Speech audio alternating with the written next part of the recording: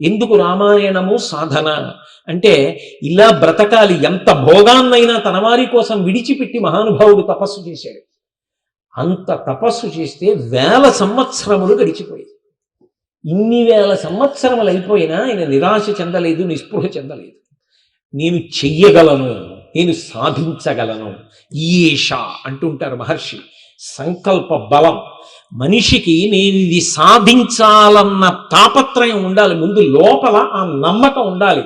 నమ్మకానికి తగినట్టు నిలబడగలిగినటువంటి ధృతి ఉండాలి. అది లేనినాడు కేవలముగా ఆశయాలు పెట్టుకుంటే పరిగెత్తుకుంటూ వచ్చి కౌగిలించుకో. ఒక ఆశయాన్ని సాధించాలి అంటే అనితర సాధ్యమైనటువంటి పరిశ్రమ చెయ్యాలి. దానికోసం భోగత్యాగం చెయ్యాలి అవసరమైతే. సచిన్ టెండూల్కర్ భారతరత్న, ప్రపంచ ప్రఖ్యాతిని పొందాడు క్రికెటర్గా.